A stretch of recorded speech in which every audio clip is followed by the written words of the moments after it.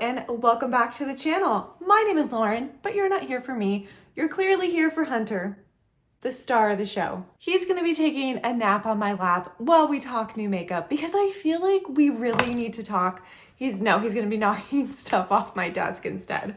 I really feel like we need to talk new makeup. Here's the thing. I feel like there's actually been some decent releases. And we are only in the very beginning of 2025, so that does make me a little bit worried for the rest of the year. But let's talk about some of the items that have been released or are about to be released. And let's talk about if they're worth getting or if we need them. 2025 is going to be my year of less consumerism. That's the goal, okay? Less consumerism, using what I own, really using what I own. Yep, that's exactly what I meant.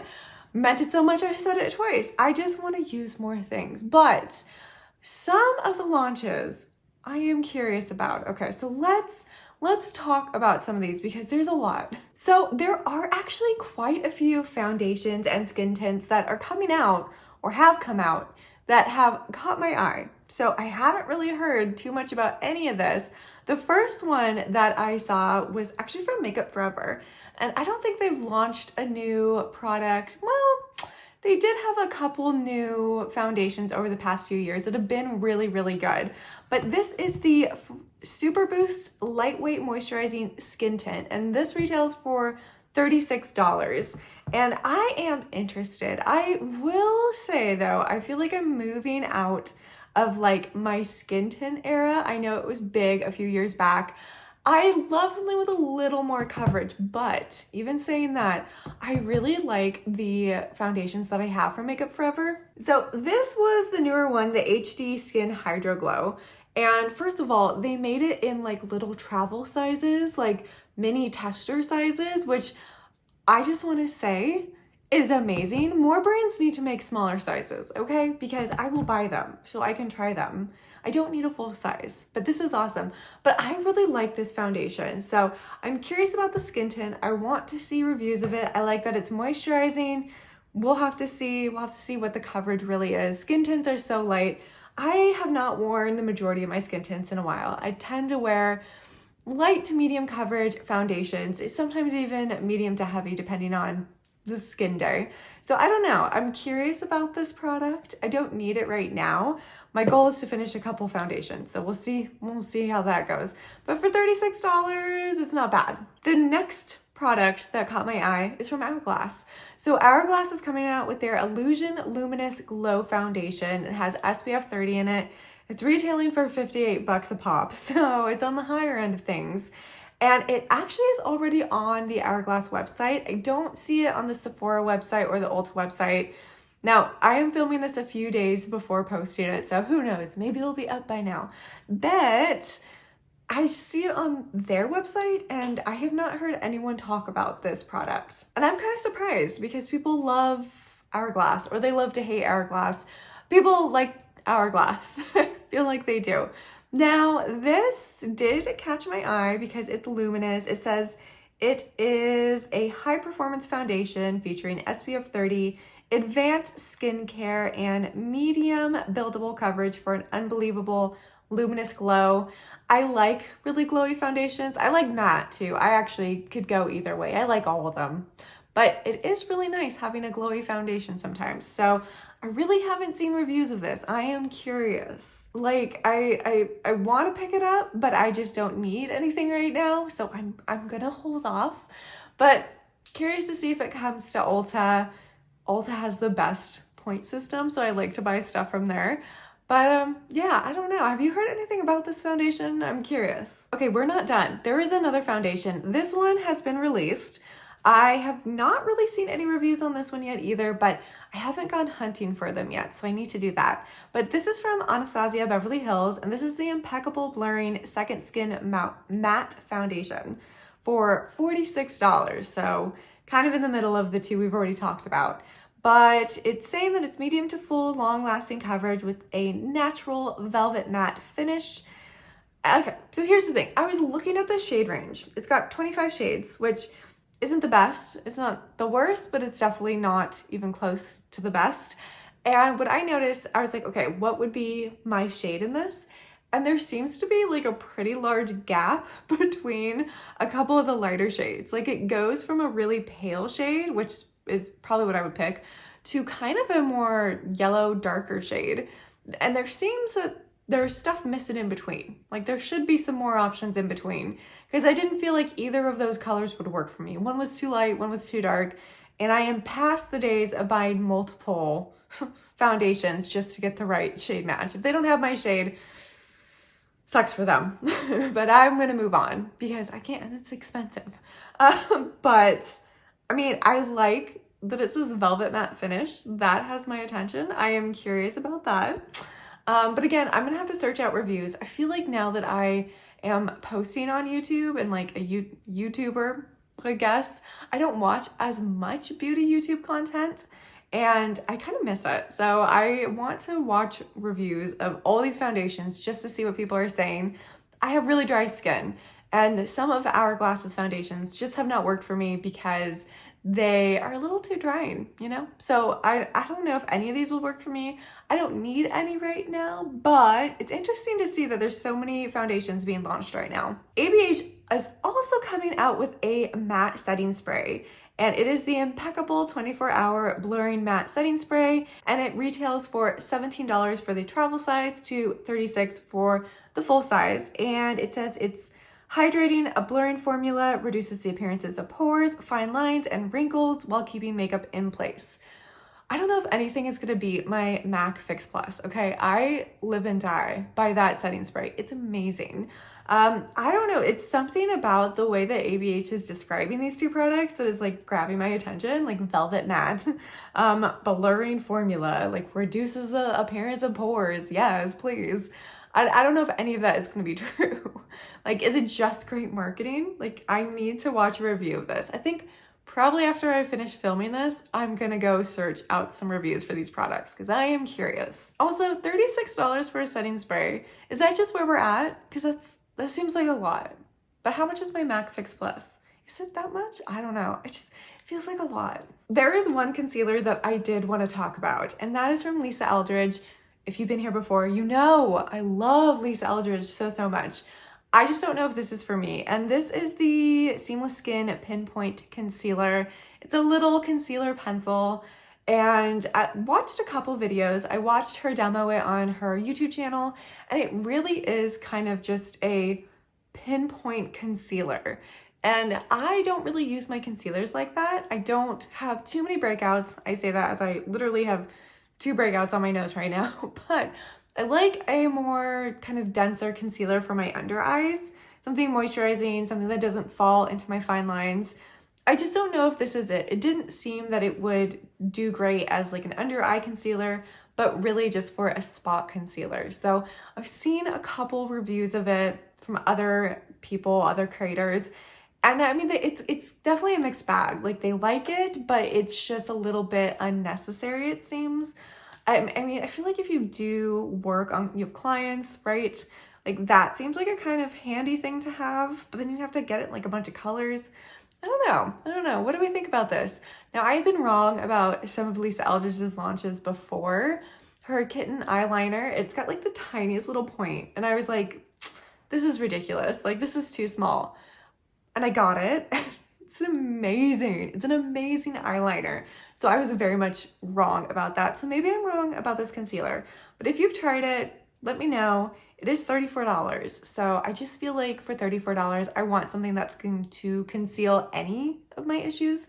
So right now it's just like, it's mainly my under eyes. I just need some help there. So I don't know if this is the product for that, but I don't know. Tell me your opinions. At this point, because I feel like makeup gets launched so fast, maybe this isn't considered new anymore, but it is, I think it's still new and it's interesting. So I wanted to talk about it, but that's from Huda Beauty. And she came out with a new Easy Bake setting powder for $39 in Ube. And it is this, as she describes it on her website, as electric lilac with subtle pink hues for a bright and rosy look.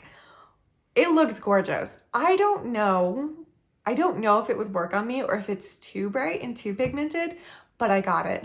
So I will be trying it. I think I have a short going up about it this weekend at some point because I was curious, you know, I wanted to try it out. So we are going to be trying it out and seeing if it works, but I don't know, that bright pink just sucked me in. Same with, she came out with her Blush Filter Soft Glow Liquid Blush in Ube Cream. That's $23, which I feel like is not bad. And I am really all about those liquid blushes. So I did not pick that one up, but it looks really nice. I told myself that I was going to really use the liquid cream blushes in my collection. And that's what I'm working on. Like I pulled out my Hourglass one today, the new one with the terrible packaging. Look, the packaging is terrible. I hate that packaging. I could not squeeze it out on my face. I have to like squeeze it out somewhere else and then kind of like dip like my brush into it and then put it on my face. It's like a whole thing. But I mean, it is really pretty, but it's a lot of work. So I don't need any liquid blush right now. I don't need any blush, period, but it looks really, really pretty. And $23, like it's not too bad. Okay, we have more blush, of course we do. This is from YSL. This is the Make Me Blush 24-hour buildable powder blushes. These retail for $45 each. And again, these look gorgeous. YSL packaging is always really pretty and they look really nice, but I do not need them. For $45, I absolutely need to focus on the blushes that I have in my collection, especially since I don't use blushes every day. I use them a lot, but I don't use them every day because sometimes I just do bronzer and highlighter. Sometimes I don't have time for anything and I just run out the door. And then sometimes I do a lot of blush and you know, but that's not every day. So I need to use what I have, but I will say these are very pretty. One product that I do really want, I'm not gonna lie, I want this when it launches, is from Rare Beauty, and they're coming out with liquid bronzers. I am a huge fan of the Rare Beauty bronzer stick. I think the formula, it's creamy, it's easy to blend out, it's great to work with. Like, it's a great product, and I like her liquid blushes. I don't use them very much, I need to. But these got my attention. Now, I didn't see a price associated with them. I was kind of guessing somewhere between $25 and $28. That's what her blush, her liquid blush, and the bronzer sticks retail for $25 and $28. So maybe between there, but I am interested. If there is a cool tone version, which I actually really love that her stick bronzer, she's come out with so many different shades. They've got like some neutral tone ones, which I have and I love. And yeah, I'm excited to see this shade range. Fingers crossed again for something cooler toned or more neutral toned so I can try it out because I am intrigued and interested to see how her liquid bronzers are going to perform. Okay, we have more bronzers. These are from Dior and we don't know very much about them, but they are available in Europe right now. I didn't even see a price, but I'm guessing they are $55. It's about what Dior normally prices their items in that compact for, about $55. But these look so pretty. I definitely do not need any more bronzers from Dior.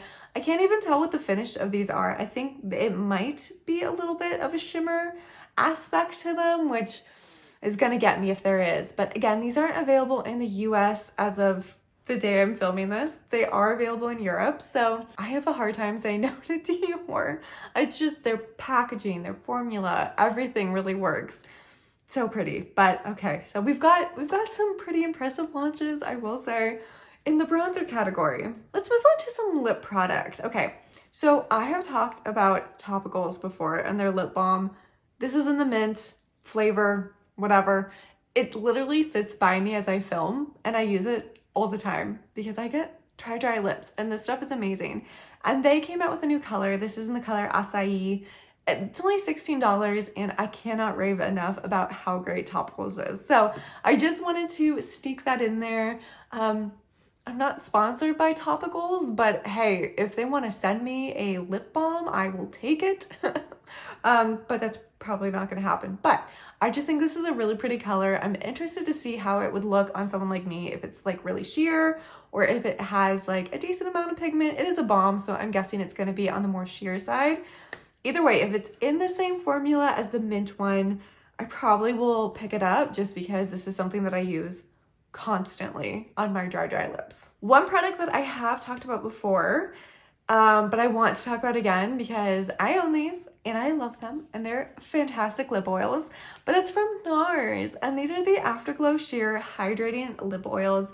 They retail for $28 each. There's only 4 shades and one is their orgasm shade. I have to name everything orgasm.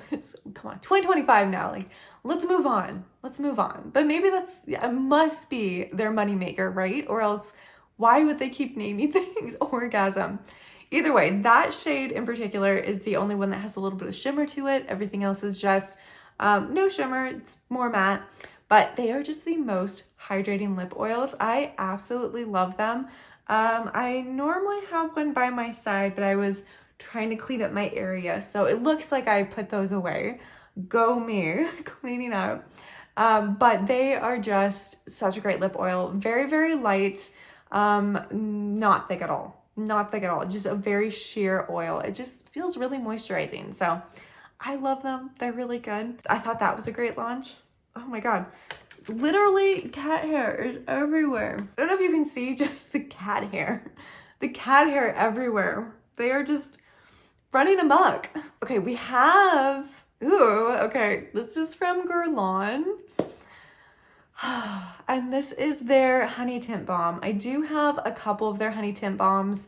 They are fantastic. They're $40 each though. So this is a luxury item. Guerlain is definitely a luxury brand. And I do feel like they deserve that title because their products from start to finish, from packaging to formulation, tend to feel very luxury to me. So they came out with their tint balms in a few pearly shades. So they have some shimmer to them. And oh my God, the promo image alone just made me gasp. They look gorgeous.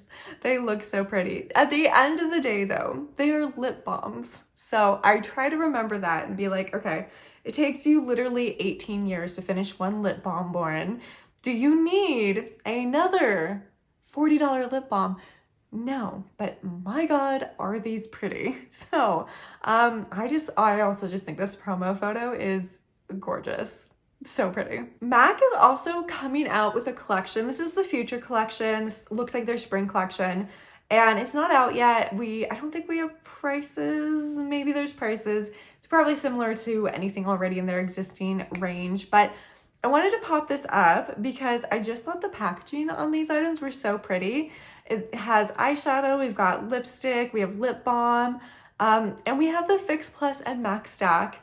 Same MAC Stack, same Fix Plus, as far as I can tell, just in pretty packaging.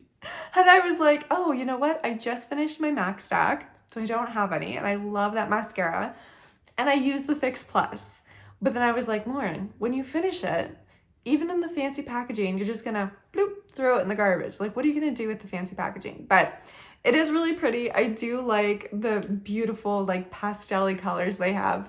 Nothing else really interests me. It was just products I already own in fancy packaging that got me, right? But the eyeshadow palette, meh. The lipsticks, meh. The blush is probably really great, but I don't need it. The lip balm, I already have that one, probably in that exact same color, so meh. But that packaging, very, very pretty. You know, not too many palette launches, but one that caught my eye is from Nomad Cosmetics, and they came out with their Chamonix. Oh, I'm not saying that right. Apparently it's a town in France, but their Après Ski palette for $49. This is a beautiful palette. This is just beautiful colors. Again, I went into 2025 being like, okay, let's be reasonable about what we're getting. Do we really need it? Does it have a good place in my collection? And you know, that's not always going to apply to all my purchases. I will say sometimes I'll get stuff just because it's pretty, but I am staying strong right now and I am not getting this palette. It is so pretty, but I just don't need it right now. What I need to do is I need to declutter my existing palettes. I started my declutter series last year, end of last year, and it's hit a pause, okay? It was hard for me to get motivated to do it for some reason, but we're back to decluttering. I need to go through everything in my collection, kind of just categorize it and figure out exactly what I have and just get rid of stuff that I haven't been using. They did say that it's not limited edition though, so I'm, you know, thinking if I do decide that there is a place for it down the road, or if it goes on sale, because sometimes they have really good sales, maybe I'll pick it up because I love those colors. I love the blues. I love those greens. I love those greens. The pinks are really beautiful and vibrant. It's a really beautiful palette. I've seen some amazing looks done with it too, but being strong, I held off from buying it. Let me know if you bought it, because it does look really pretty, and I would love someone to tell me that it's great, but you don't need it, or just feel free to tell me that anyways. That's perfect. Okay, so I saw Angelica Nyqvist call this collection, or the palette in this collection, Face Matte, and I love that. So ColourPop is releasing a Shadow of Secrets collection. They already released it. This is their Valentine's Day collection. I looked for this on their website to get pictures. I don't know if the palette is sold out or if it got yanked off their website. I am curious. I wonder if something happened with that palette, because it doesn't even say out of stock. I can't find it. So I'm pretty sure this collection has released. Where is the palette? Now, do I need the palette? No, that actually looks like a couple palettes from them that I already have, including some of the Valentine's Day palettes that I have from them. Everything else, I just feel like this was a great opportunity for a mirror. Like when they do hand mirrors, they're so good, and they haven't done one in a while. So I kind of wish they would do some for me. You could have done something cute. You could have done like a heart, or you could have done like a book, because this is supposed to be based on a book, Sarah J. Maas, I believe. But I'm kind of glad that when I was looking for it, the palette was not there anymore, because I definitely don't need it. It looks so similar to so many of the ColourPop palettes I already have. But it is cool. It is pretty cool. I don't know. I don't need it. I just want to know what happened to that palette. I want to know, is there some drama going on? Did somebody threaten a lawsuit? I don't know. Is there something inappropriate on it? Now I need to know. Now I need to know. You know, maybe not even a hand mirror, maybe a candle would have been good for this collection, because they've done candles before too. Not in a really long time. They've done candles.